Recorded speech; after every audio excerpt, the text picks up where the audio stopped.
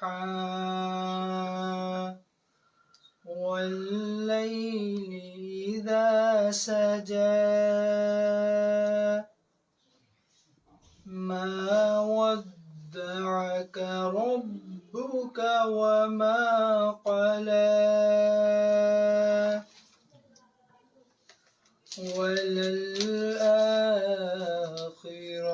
خير لك من الأولى ولسوف يعطيك ربك فترضى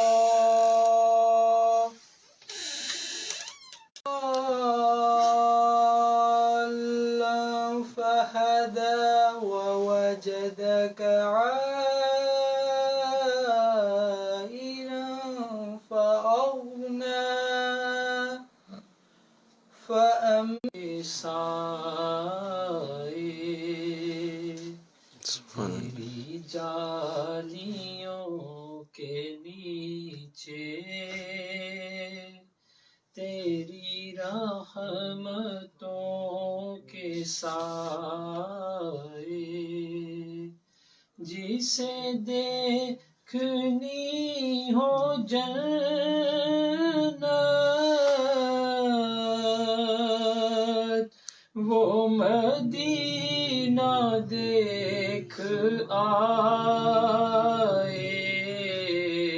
تیری جالیوں کے نیچے جو مدینہ دیکھ آئے انہیں پوچھ لو نبی کا جو گزرے جو مدینے دل گزارے سبحان اللہ جو مدینے لمحے گزرے جو مدینے دل گزارے وہی پوری یار میرا وہی غم گسار میرا میری قبر پہ آ کر نعت نبی سنائے تیری جالیوں کے نیچے تیری رحمتوں کے سائے جسے دیکھنی ہو جنت وہ مدینہ محمد وآلہ وسلم صلی اللہ علی حبیبہ محمد وآلہ وسلم.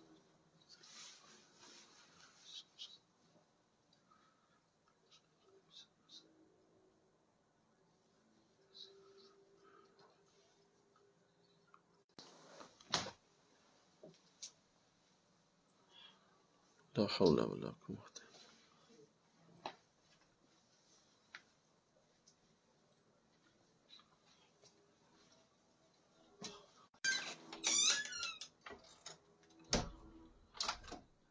العلی العظیم لا حول ولا قوة الا باللہ.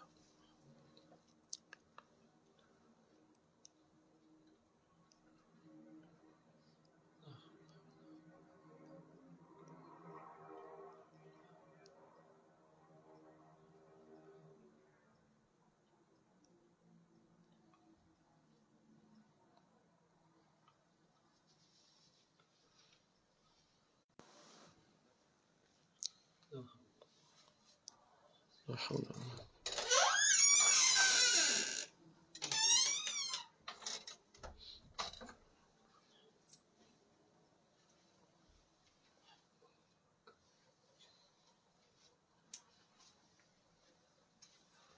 صلی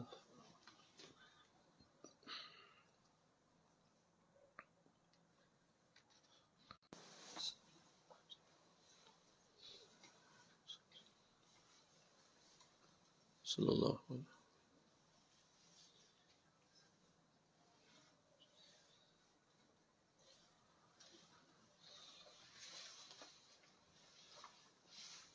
الفاتحہ. الحمدللہ.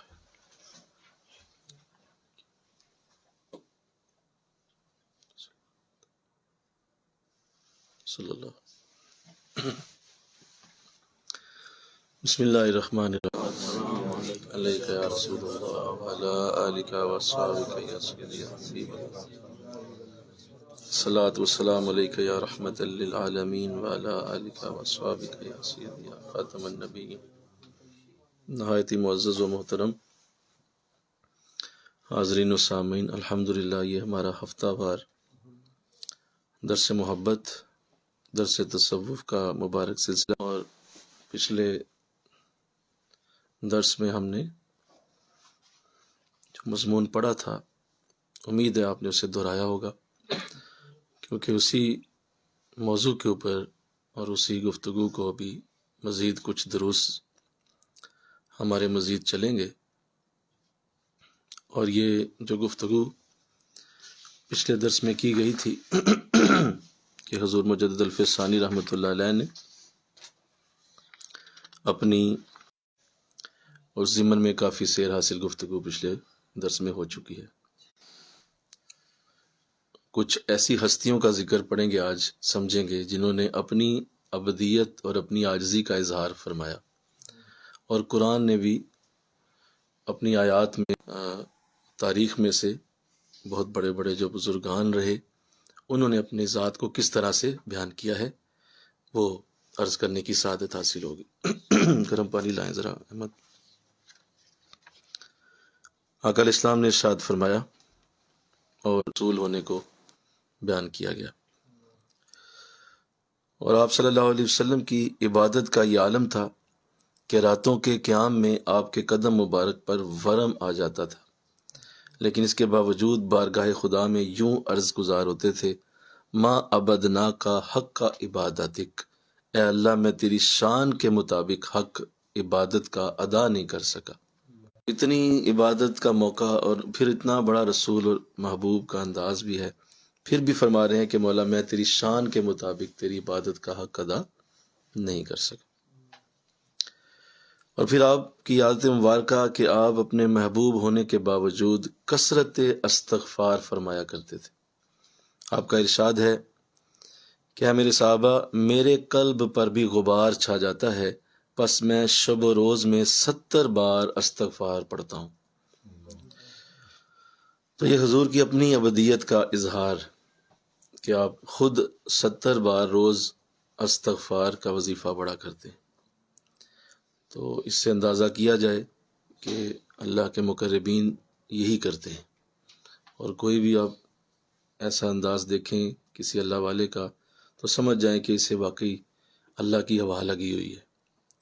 اور جو ایسا نہیں کرتا اور وہ بالکل اپنی ایک ذات میں گم ہے، اور مطلب بس اسی طرح کا انداز ہے کہ جیسے کوئی بادشاہ بیٹھا ہوا ہے اور اس کا انداز اسی طرح کہ جو جیسے کسی کو کچھ سمجھتا ہی نہیں، سمجھ لے بس ایویں ٹپ ٹاپ ہی ہے، اور ایک ظاہری قسم کا لبادہ اوڑا ہوا ہے، ورنہ یہ اصل بزرگوں کی پہچان نہیں.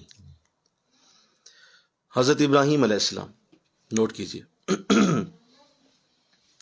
حضرت ابراہیم علیہ السلام اللہ کے خلیل بھی ہیں اور دنیا کے امام بھی. خلیل ہونے کا رتبہ ملا یعنی رازدار ہیں اللہ کے. اللہ نے اپنے خاص رازوں کو آپ کو عطا کیا. کعبہ شریف کے معمار بھی ہیں، کعبہ شریف کی عمارت کو بلند کرنے والے، اس کی بنیادوں سے اٹھا کر اس کو تعمیر کرنے والے، اور کعبہ شریف کو جنہوں نے اپنے ہاتھوں سے تعمیر فرمایا. اللہ نے بڑی عزتیں دی ہیں، لیکن اس شان خلت و امامت کے باوجود جب اللہ کی بارگاہ میں عرض کرتے ہیں تو فرماتے ہیں ولا تخزنی یوم یبعثون. یہ سورہ قصص کے اندر اس کا ذکر ہے ارشاد فرمایا اے اللہ قیامت کے دن مجھے ذلیل و رسوا نہ کیا جائے۔ تو ایک امامت پہ فائز اور خلت کی برکت لیے ہوئے کعبہ کا معمار بھی ہے، اور یوں فرما رہا ہے کہ مجھے قیامت کے دن بولیے ذلیل و رسوا نہ کیا جائے۔ ایسا نہ ہو جائے کہ کہیں میں قیامت کے دن ذلیل ہو جاؤں۔ اولو العزم پیغمبر بھی ہیں آپ، 5 پیغمبر اولو العزم ہیں نا، بولو جی جی کتنے ہیں؟ 5 5 پیغمبر ہیں جو اولو العزم ہیں، یعنی جن کے عزم اور جن کے ارادے اور جن کی برکتیں سارے نبیوں سے بڑھ کے ہیں۔ ان 5 پیغمبروں میں سے ایک آپ ہیں، حضرت ابراہیم علیہ السلام۔ اولو العزم پیغمبر ہیں، خلیل اللہ ہونے کے باوجود بھی آپ حشر میں اپنی ذلت و رسوائی کا اندیشہ لیے ہوئے ہیں، اور اپنے وجود کا اور اپنی ابدیت کا اظہار یوں فرما رہے ہیں۔ حضرت موسیٰ علیہ السلام شان کلیمی رکھتے ہیں اور کلیم اللہ کا لقب پایا، اور اللہ نے تورات عطا فرمائی، بڑی عظیم الشان عزت و برکت والے ہیں۔ اور حضور علیہ السلام کے بعد جس نبی کا قرآن میں سب سے زیادہ ذکر ہے وہ حضرت موسیٰ علیہ السلام۔ اور یہ بھی یاد رکھیے کہ حضرت موسیٰ علیہ السلام کی سیرت حضور علیہ السلام کی سیرت سے 80% ملتی ہے، صرف 20% کا فرق پڑتا ہے کچھ مقامات پہ، ورنہ 80% سیرت وہی ہے جو حضور کی ہے۔ اس لیے اللہ نے زیادہ ذکر آپ کا کیا قرآن میں، اور آپ کی مثالیں دی گئی ہیں، اور آپ کے پورے واقعات بیان کیے گئے ہیں، تاکہ حضور اسلام کی سیرت کو اور حضور کو سمجھایا جائے، حضور کو بتایا جائے کہ اس طرح ہوتا ہے، ان کے ساتھ بھی ایسے ہوا تھا، آپ کے ساتھ بھی ہو رہا ہے، ان کے ساتھ بھی ہوا تھا، آپ کے ساتھ بھی ہو رہا ہے، ان کے ساتھ بھی ہوا تھا، آپ کے ساتھ بھی ہو رہا ہے۔ تو اس طرح بہت سارے واقعات آپ کے ایک جیسے۔ تو ایک دفعہ ایسا ہوا کہ آپ نے ایک شخص کو گھونسا مارا، کوئی معاملہ بن گیا، اس میں بحث زیادہ ہو گئی، تو آپ نے اسے سمجھانے کے لیے اس کو ایک مکہ مار دیا، اور ظاہر ہے ایسی نیت تو نہیں تھی کہ آپ کا کچھ اور انداز تھا، بس سمجھانے کے لیے تھا، اور وہ تعدیب کے لیے تھا کہ اسے ذرا تھوڑی سی سزا دوں، یہ بے ادبی اور بدتمیزی کر رہا ہے، اپنی جان پہ بڑا ظلم کیا ہے، مجھے بخش دے۔ تو حالانکہ آپ کا ارادہ محض اسے صرف سمجھانے کا تھا، قتل کرنے کا ارادہ تو ہرگز نہیں تھا، کیونکہ قتل کرنا نبیوں کی شان نہیں ہے، اس طرح کا انداز نہیں ہے۔ لیکن اور ساتھ یہ کہ وہ باقاعدہ مسلح بھی تھا، اس کے پاس ہتھیار بھی تھے، یعنی اگر آپ نے ایسا کیا بھی تھا تو وہ کوئی، اگر ایک شخص آپ کے ساتھ ہتھیاروں کے ساتھ آپ کے ساتھ حملہ کر رہا ہے، تو اگر آپ نے اپنی پروٹیکشن میں ایسا کیا ہے تو اس کو کوئی عدالت سزا نہیں دیتی، بلکہ اسے کہتے ہیں آپ نے، وہ بھی ہتھیار لیے ہوا تھا، تو اگر وہ آپ کو مار دیتا تو کیا کرتے؟ تو اس لیے آپ نے چونکہ مارا تو اب وہ حربی بھی تھا، یعنی اس لیے بھی آپ کو یہ گنجائش دی گئی کہ آپ اگر قتل کر بھی دیا اسے تو وہ تو باقاعدہ مسلح تھا اور وہ حملہ کر سکتا تھا۔ اس کے باوجود آپ نے اس خلاف اولا کو گناہ قرار دیا اور اپنے آپ کو پیش کیا کہ مولا مجھے معاف کر دے، مجھ سے بہت بڑی غلطی ہوگی، مجھے معافی دی جائے۔ حضرت یوسف علیہ السلام، جو کہ پورے واقعہ یوسف علیہ السلام، جو کہ سورہ یوسف کا بہت بڑا واقعہ ہے، اور جس میں زلیخا کا ذکر کیا گیا ہے، اور وہ ایک بڑی ترتیب کے ساتھ قرآن نے اسے پیش کیا ہے، اور اس کو احسن القصص کہا گیا، بہترین واقعات میں سے۔ قرآن کہتا ہے دنیا میں اعلیٰ ترین اگر آپ کوئی قصہ سننا چاہتے ہیں تو قرآن کہتا ہے وہ یوسف علیہ السلام کا قصہ ہے، اور اس کے اندر جو اشارے ہیں، جو اس کے اندر ترتیب بنا کے، جو اس کے اندر سمجھانے کے انداز دیے گئے ہیں، وہ شاید ہی کہیں ملیں، آپ کو نہیں مل سکتے، اس لیے اسے احسن القصص کہا گیا۔ یعنی جسے قرآن بہترین واقعہ کہے، بتائیے وہ کیا ہوگا، کہ وہ کتنا خوبصورت ہوگا، کہ جسے قرآن کہے یہ احسن ہے، حسن بھی نہیں، حسین بھی نہیں، احسن، یعنی اس سے زیادہ اچھا واقعہ کسی کو نہیں بتا سکیں گے، قرآن اس سے اپنے اندر رکھے ہوئے ہے۔ سورہ یوسف میں اس میں بڑا وہ واقعہ جو حضرت یوسف علیہ السلام کے ساتھ زلیخا کا پیش آیا، اور قرآن نے بارہا جو ہے وہ اپنی برات، ان کی برات اور پاک دامنی کا اظہار بھی کیا ہوا ہے، سورہ یوسف میں اظہار ہے باقاعدہ کہ آپ بری ہیں اس سے، اس واقعے میں بولو آپ بری ہیں، پاک دامن ہیں۔ پھر بھی دیکھیے کیا اپنے لیے فرماتے ہیں، وما ابرئ نفسی ان النفس الامارۃ بالسوء الا ما رحم ربی، یعنی میں اپنے نفس کو بری نہیں کہتا، کیونکہ ہر ایک کا نفس برائی کا حکم دیتا ہے سوائے اس نفس کے جس پر میرا رب رحم فرما دے۔ تو اپنے بارے میں کیا فرما رہے ہیں کہ میں اپنے نفس کو بری نہیں کہتا، اللہ فرما رہا ہے آپ بری ہیں، اور قرآن لکھ رہا ہے کہ آپ بری ہیں، اس واقعے میں آپ کا کوئی قصور نہیں تھا، لیکن آپ اپنے لیے کیا فرما رہے ہیں؟ میں اپنے آپ کو بری بولو نہیں کہتا، کیونکہ ہر ایک کا نفس برائی کا حکم دیتا ہے سوائے اس نفس کے جس پر میرا رب رحم فرمائے۔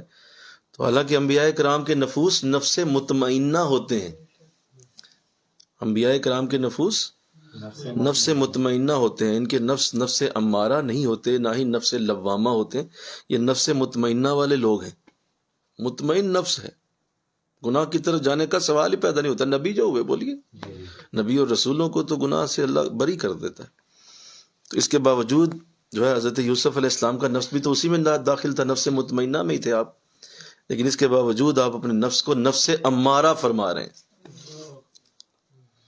اور آپ فرما رہے ہیں نہیں میرا نفس برائی والا ہے، اور میرے نفس کا کمال نہیں ہے، اور جو ہے وہ یہ اگر مجھ پہ رحم ہو گیا ہے تو آپ فرما رہے ہیں کہ یہ میرے رب کی رحمت کی وجہ سے مجھ پہ ہوا ہے، الا ما رحم ربی، ہاں میرے رب نے مجھ پہ رحم کر دیا تو میں بچت میری ہو گئی، یہ میں خود بچت نہیں کر سکتا تھا۔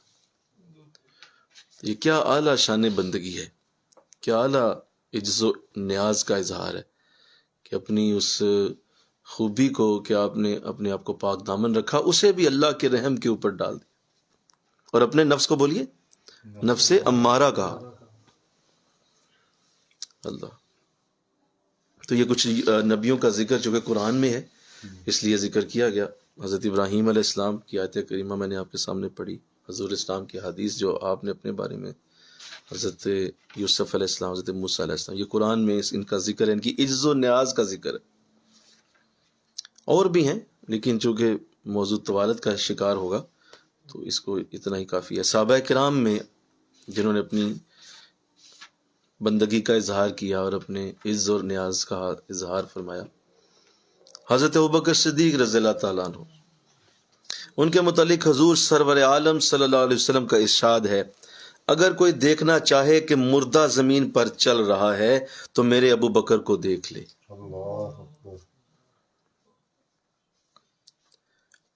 بولیے کیا کا وجود ہی مٹا چکے تھے آپ، جو حضور کہتے وہی ہوتا، جو حضور حکم دیتے وہی ہوتا، اور 100% اطاعت کے اوپر، 100% اطاعت کے اوپر اگر کوئی شخص تم نے دیکھنا ہے تاریخ میں تو وہ حضرت ابوبکر صدیق رضی اللہ تعالیٰ، کہ فرمایا کہ اگر کسی نے بولیے مردہ دیکھنا ہو زمین پہ چلتا ہوا تو میرے ابو بکر کو دیکھ، لفظ ہے میرے ابو بکر کو دیکھ، مجھ کے کہیے نا سبحان اللہ، کیا لفظ ہے میرے ابو بکر۔ تو یہ حضرت ابوبکر صدیق رضی اللہ تعالیٰ عنہ کی شان عجز و نیازی ہے، شان عاجزی ہے کہ اپنی ہستی سے بے خبر ہو کر مردہ بدست زندہ کی حالت اختیار فرما گئے۔ حضرت عمر رضی اللہ تعالیٰ عنہ اپنی شہادت کے موقع پر آخری وصیت یہ فرمائی، جب شہید ہونے لگے وصال سے پہلے آخری نصیحت یہ فرمائی، وصیت فرمائی کہ تو حضرت عمر رضی اللہ تعالیٰ عنہ جو کہ آقا دو جہاں کے آپ مرید نہیں ہیں، حضور کی مراد ہیں، اور حضور کا اور اللہ سے عرض کیا مولا یہ دے دے مجھے، اگر تو اسلام کی عزت چاہتا ہے تو مجھے عمر عطا فرما۔ تو جو حضور کا آئیڈیل ہے وہ آخری لفظ کیا بول رہا ہے کہ اگر تم نے زندہ رہنا ہے نا تو اپنے آپ کو سب سے برا سمجھو، ورنہ تم ہلاک ہو جاؤ گے، اگر تم نے اچھا سمجھا تو مارے جاؤ گے، تمہاری کبھی بھی ایسی حالت نہ ہو تمہارے اوپر کہ میں بہت اچھا ہو گیا ہوں، بولیے ایسے کہ بس تم ایک ایسے ہی بس پتہ نہیں بننا کی، پتہ نہیں کیا ہوگا، کیا ہونے والا ہے، کیا بنے گا، ابھی موت آ گئی کیا ہوگا، ابھی موت آ گئی کیا ہوگا۔ اگر ایسا ہر وقت تمہارے ساتھ چلتا ہے، you are a great person. اگر ایسی حالت تمہارے اوپر رہتی ہے کہ تم جو ہے وہ اتنی، یہ مطلب یہ نہیں ہے کہ گناہوں میں لگے رہو ساتھ یہ سوچتے رہو، یہ مراد نہیں ہے۔ جی جی، کوئی یہ نہ مطلب لے لے، اس سے مراد یہ ہے کہ ایک طرف نیکی کا اتنا بڑا لیول ہے اور دوسری طرف حال یہ ہے کہ پتہ نہیں کیا بنے گا، حالت کیا ہوگی۔ تو تمام صحابہ، دیگر صحابہ کرام بھی اور بھی صحابہ کے ذکر ہیں اس میں کہ وہ اپنے اعمال کو قصوروار سمجھتے تھے، اور بلکہ مجھے یاد آ گیا وہ واقعہ مدینہ شریف میں۔ ظاہر ہے وہاں جب حضور پہنچے تو دیکھیں نہیں، بس اوپر اوپر سے پڑھا ہے ہم تمہارے ساتھ ہیں، قطعاً کوئی مسلمان نہیں ہے، وہ تو ویسے جان بچانی ہے، اور کوئی ہمارا دل مسلمانی کی طرف نہیں ہے، وہ تو ویسے ہی تھوڑی دیر کے لیے چلے جاتے۔ تو کھل کے ساتھ ساتھ رہنا، جوتے اٹھانا، ہاتھ چومنا، تو بڑا کچھ کر، لیکن جو ہی جدا ہوتے ساتھ ہی طرز عمل بدل جاتا۔ تو یہ جماعت جو تھی اس نے بڑا تنگ کیا اور اس نے بڑے فتنے فساد پیدا کیے۔ انہی کا رئیس المنافقین جو تھا وہ عبداللہ بن ابی تھا، تاج تیار ہو رہا تھا تو اسے پورے مدینے کی سرداری ملنے والی تھی، لیکن حضور آ گئے، وہ سارا کچھ وہیں کا وہیں رہ گیا، اور بس اس کے بعد پھر اس نے ایسی دشمنی کی ہے کہ حد کر دی۔ تو یہ پورے انداز میں یہ سخت ترین یہ لوگ بڑی انہوں نے تکلیف پہنچائی مسلمانوں کو، کیونکہ اتنا نقصان کافر نہیں دے سکتا، بولیے کافر کے بتا دیتا ہے۔ تو آقا دو جہاں صلی اللہ علیہ وسلم نے ایک صحابی رسول ہے، مجھے نام ان کا ذہن سے محو ہو رہا ہے، انہیں بلایا، اور چونکہ صحابہ کو پتہ نہیں چلتا تھا کہ یہ ساتھ والا کون ہے، پتہ تھا کہ ایمان لایا ہوا ہے، لیکن یہ نہیں سمجھ آتی تھی اب یہ منافق ہے یا نہیں۔ تو حضور نے انہیں بلایا اور انہیں کہا کہ لائیں کاغذ قلم لائیں، میں آپ کو مدینہ کے منافقین کی لسٹ دے دیتا ہوں، لکھیے آپ انہیں ان کے نام، کیونکہ مجھے پتا ہے کون کون منافق ہے، کیونکہ اللہ کے دیے ہوئے علم سے آپ جانتے تھے۔ تو بلایا گیا، غالباً حضرت زید بن ثابت رضی اللہ تعالیٰ غالباً، تو حضور نے انہیں بلا کر وہ لسٹ لکھوا دی۔ جب لکھوائی نا تو آپ نے فرمایا حضور یہ میں اپنے پاس رکھوں یا لوگوں کو بتا دوں؟ فرمایا نہیں، بتانے کی ضرورت نہیں ہے، اسے اپنے پاس رکھو، اور اگر کوئی شک آ جائے تو اس میں سے چیک کر لو بس کہ اس میں نام ہے کہ نہیں، جس کو تم دیکھنا چاہ رہے ہو کہ یہ بندہ کون ہے، تو اس میں سے لسٹ میں سے دیکھ لینا، اگر اس کا نام ہوا تو سمجھ لینا کہ یہ منافق ہے، اس سے حضور نے نام لکھوایا ہوا ہے، اس سے کوئی بات نہیں کرنی، اس سے کوئی راز کی بات شیئر نہیں کرنی، بتانا نہیں اس کو، کیونکہ اس کا نام لسٹ میں موجود۔ اب یہ بات ظاہرہ نکلنی تو تھی، تو صحابہ کو خبر ہو گئی کہ حضور نے ایک لسٹ دے دی ہے، ایک فہرست بنا دی گئی ہے منافقین کی۔ رات کا وقت ہوا تو حضرت زید بن ثابت آپ کے گھر کا دروازہ جو ہے وہ کھڑکایا گیا، تو آپ حیران ہوئے کہ رات کے اس وقت میں، آخری وقت میں کون آ گیا؟ باہر نکلے تو حضرت عمر رضی اللہ تعالیٰ عنہ موجود ہیں۔ فرمایا حضور آپ یہاں میرے پاس اس وقت رات کے اس پہر میں، مجھے حکم دیتے میں آ جاتا۔ فرمایا نہیں، اس لیے کہ میری اور تیری بات ہے، بس کسی کو بتانا نہیں۔ کہا کیا؟ فرمایا یار مجھے اتنا بتا دو کہیں میرا نام تو نہیں اس لسٹ میں لکھا، کہیں میرا نام تو نہیں، مجھے بس اتنا اس لسٹ میں عمر تو نہیں لکھ دیا حضور۔ حضرت زید بن ثابت رو پڑے، فرمایا حضور آپ کیسے سوچ سکتے، آپ کا نام اس میں کیسے آ سکتا؟ فرمایا نہیں تو مجھے یقین دے، مجھے دکھا وہ لسٹ۔ فرمایا مجھے حضور نے منع کیا، دکھانی کسی کو نہیں۔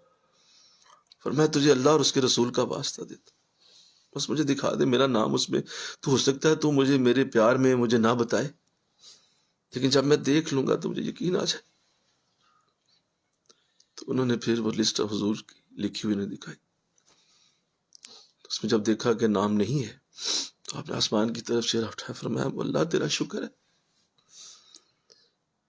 کہ میرا نام منافقین میں شامل نہیں۔ تو آپ اندازہ کریں، یہاں دو نمازیں لوگ پڑھ لیتے ہیں، 2-4 مرید ہو جاتے ہیں، ایسے لگتا ہے جیسے کوئی انسان جو ہے نا کوئی پتہ نہیں فرعون ہے، اور کسی کو جو ہے وہ بٹھا کے 2 منٹ کے لیے بات کرنا بھی گوارا نہیں.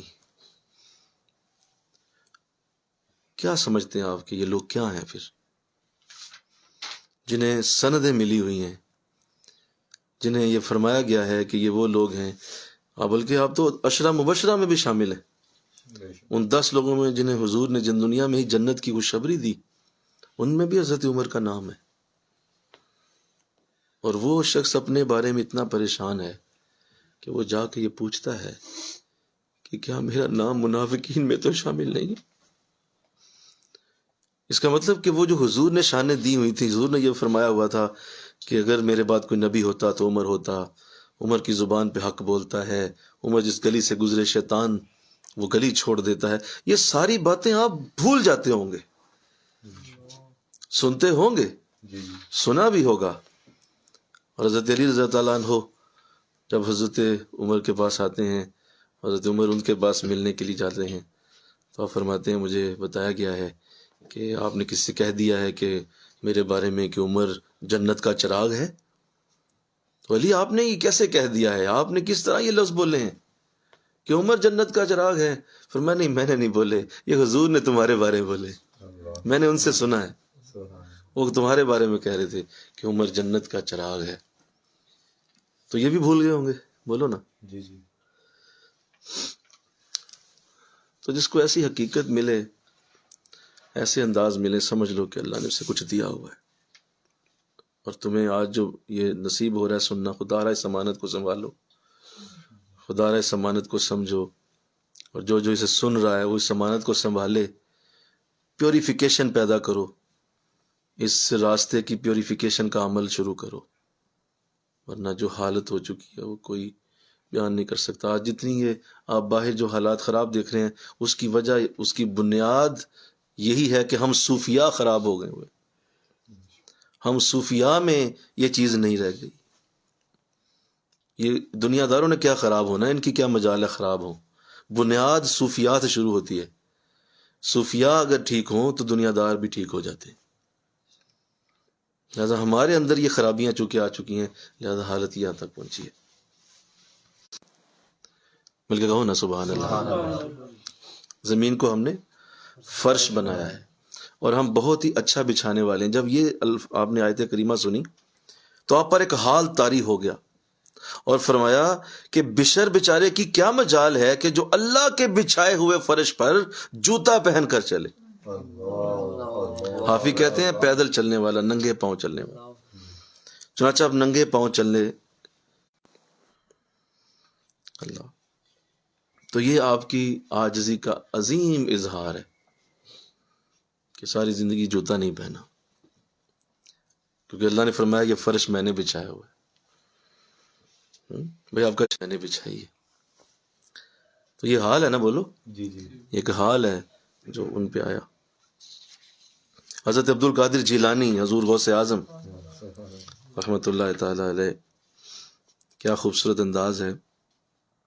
ارشاد فرمایا کرتے تھے اپنے بارے میں، جب ایمان کو سلامتی کے ساتھ قبر میں لے جائیں گے اسی وقت اپنی چستی اور چلاکی کی تعریف کریں گے.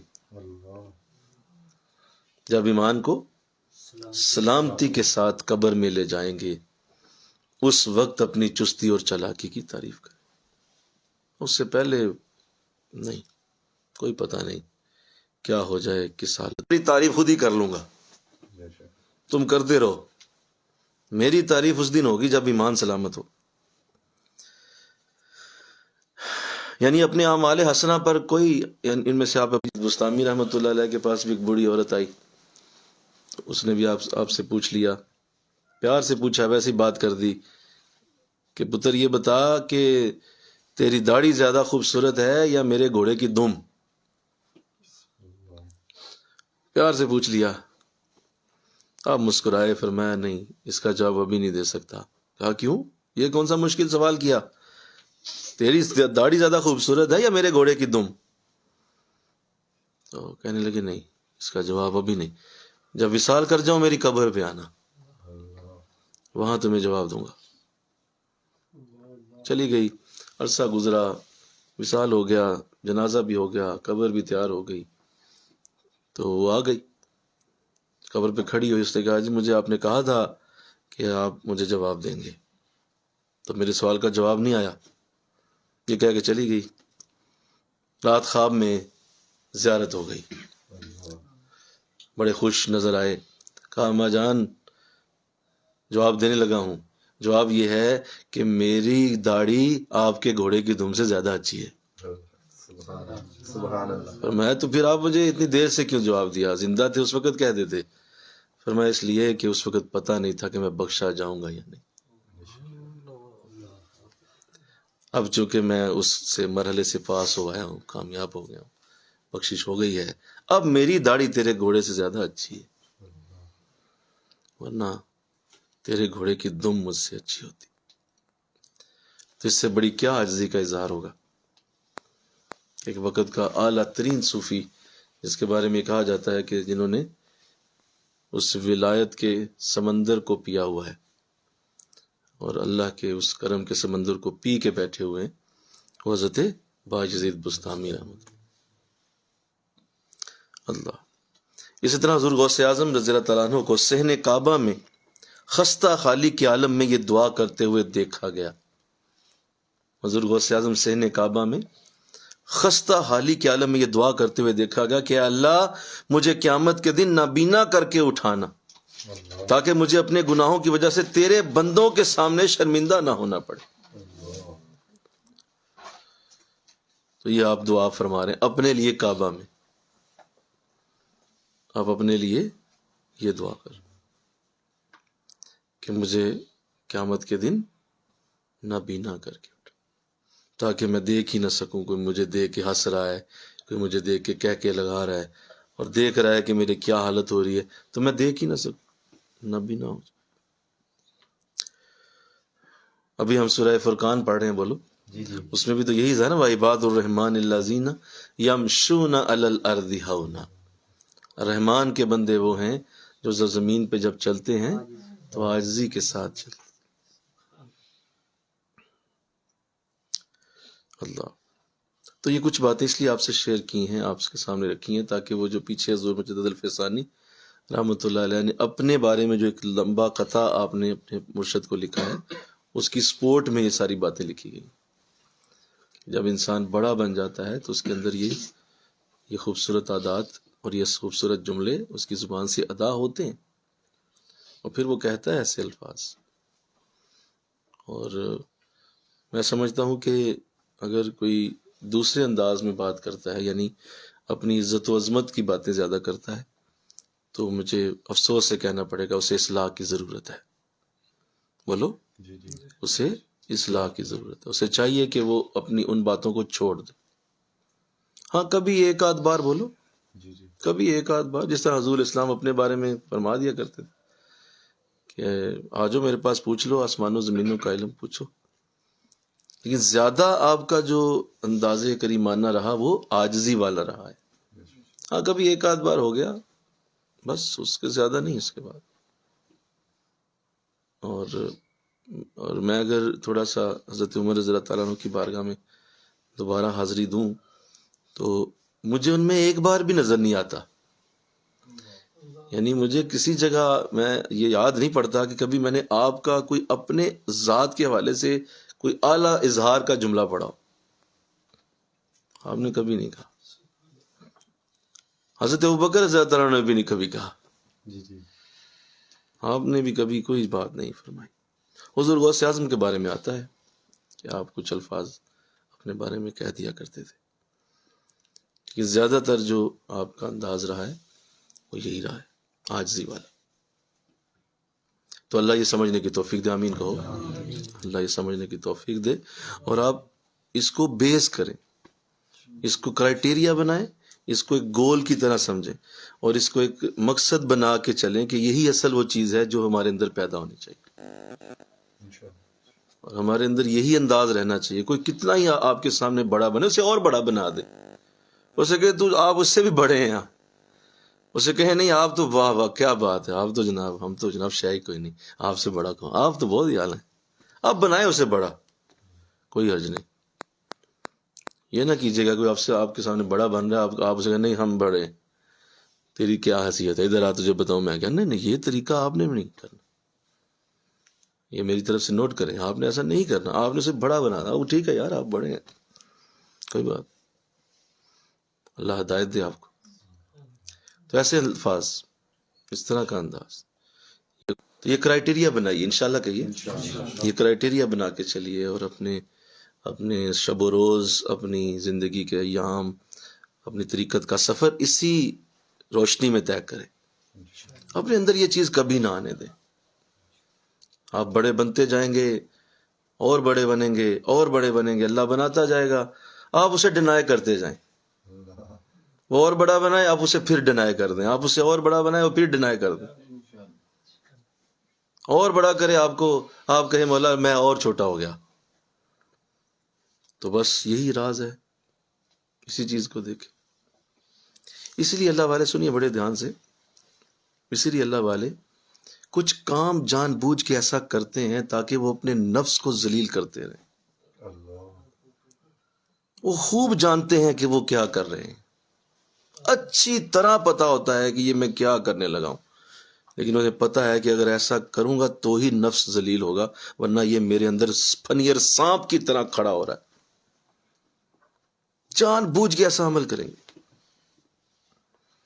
کہ پھر وہ اندر خیال آئے، یار دیکھو یہ بھی تجھ سے ہو گیا، تو کتنا گندا آدمی ہے یار، کیا نا تو نے، کتنا ذلیل آدمی ہے تو، اپنے اندر ہی خود سے.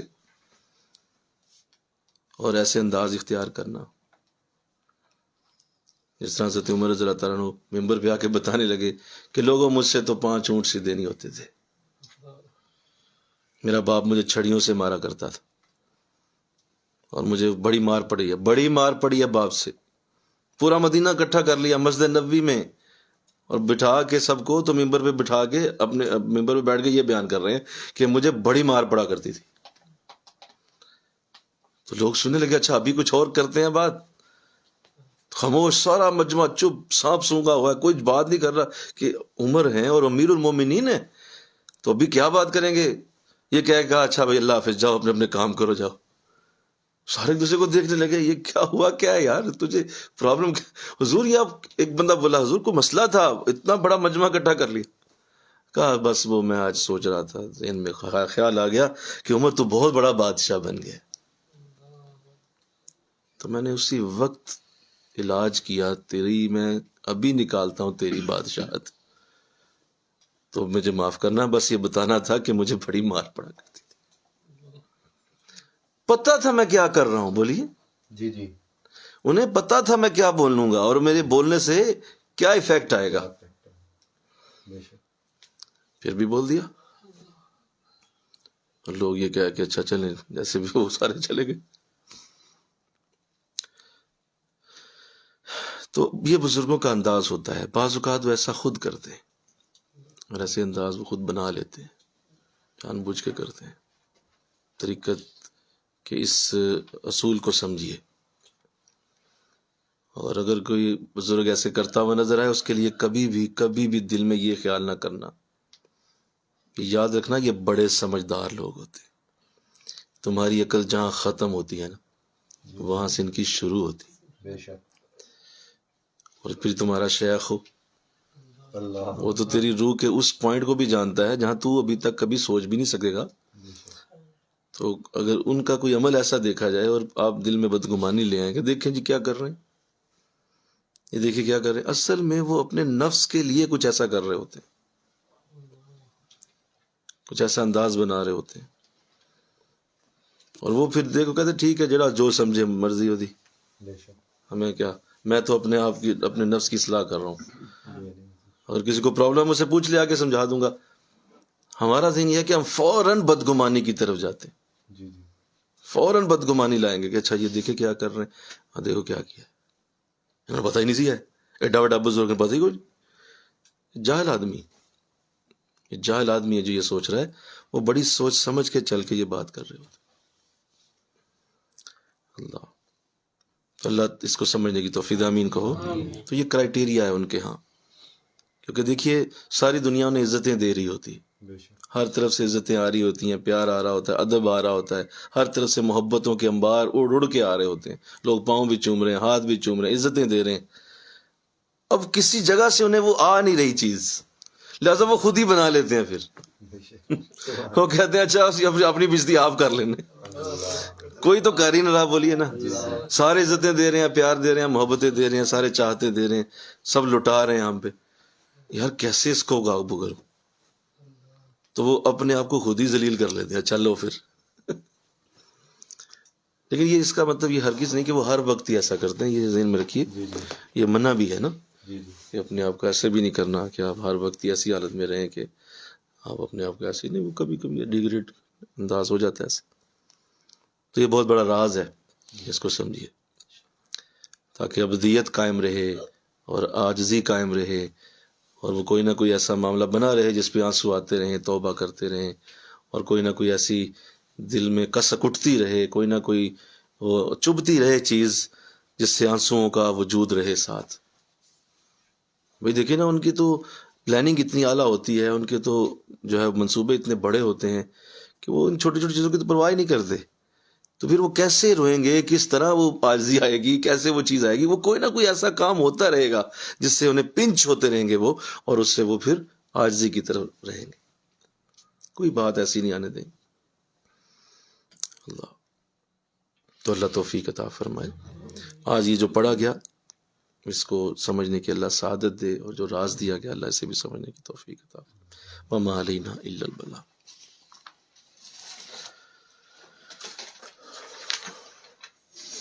تھوڑی دیر کے ذکر کی طرف توجہ فرمائیے، دل کی دھڑکن سے ذکر سنیے۔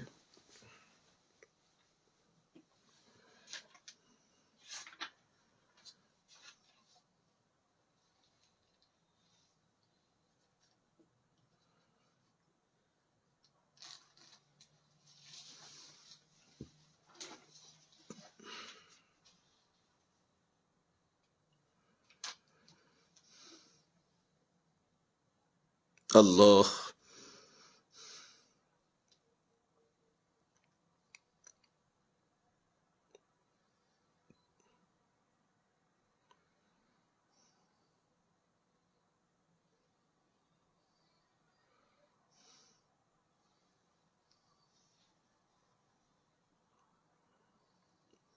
اللہ اللہ اللہ اللہ۔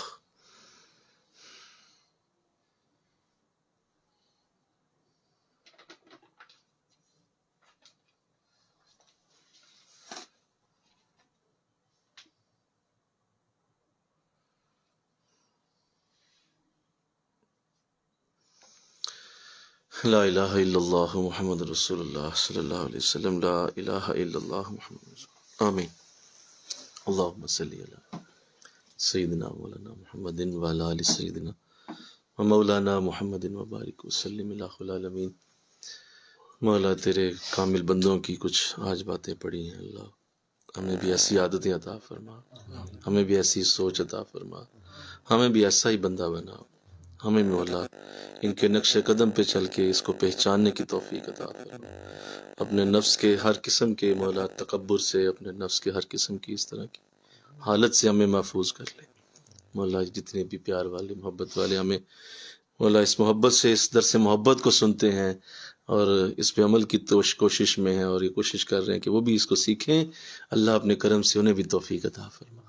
اللہ جو جو ہمیں سنتا ہے جس طرح سے جہاں سے بھی مولا اسے بھی اس برکت میں شامل کر لے مولا، کبھی بھی اس میں جدائی نہ ہو، کبھی بھی دور نہ ہو، کبھی بھی مولا ہمیں اس در سے علیحدہ نہ کرنا، اس راستے سے علیحدہ نہ کرنا، کبھی مولا ہمیں اس عظیم مشن سے دور نہ کرنا، ہماری مولا ایک ایک سٹیپ سے، ایک ایک مولا نقطے سے ہماری پاکیزگی کا عمل جاری رہے۔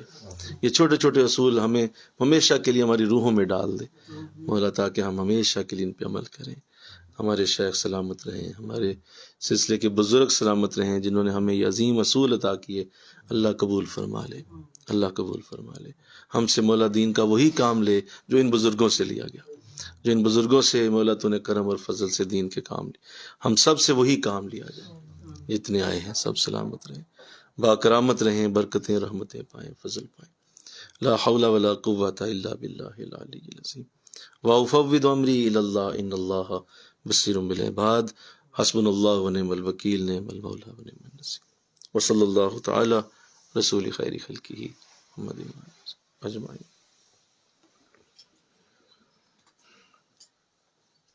ماشاء اللہ.